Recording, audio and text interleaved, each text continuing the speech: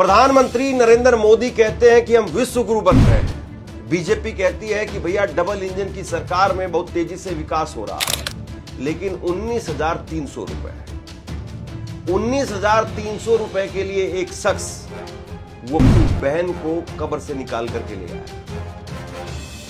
ये तस्वीर जरा आप देखिए।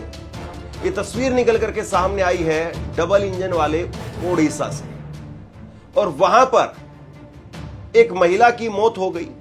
और उस महिला की जब मौत हुई तो महिला की मौत से पहले उसने अपने भाई से कहा था कि फला बैंक के अंदर मेरे 19,300 रुपए जमा है, तुम जाना और जाकर के मेरे वो पैसे निकलवा लेना। लेकिन जब बहन की मौत हो गई तो बहन की मौत के बाद में वो गरीब आदमी वो बैंक में गया और खाते में केवल 19,300 रुपए थे।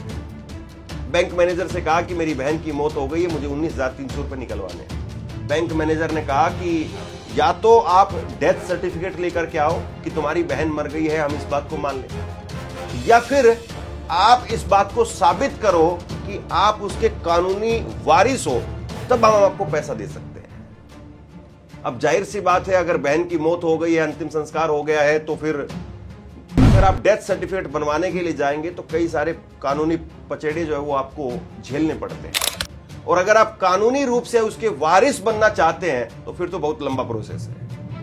अब इस आदमी के पास में जाहिर सी बात है, ना तो उतना पैसा है, ना उतनी भागदौड़ी कर सकता है, और अगर इतनी भागदौड़ी कर सकता तो शायद 19,300 रुपए के लिए आता ही नहीं। ये आदमी गया और इस आदमी ने जा करके कब्र से अपनी बहन की लाश निकाली और उसको ले जा करके मैनेजर के सामने रखी। 5 किलोमीटर तक ये आदमी अपनी बहन को इसी तरीके से अपने कंधे पर डाल करके लेकर के गया और मैनेजर को रख दिया कि ये लो सबूत, और अब बताओ। इस घटना ने वाकई मुझे झकझोर दिया।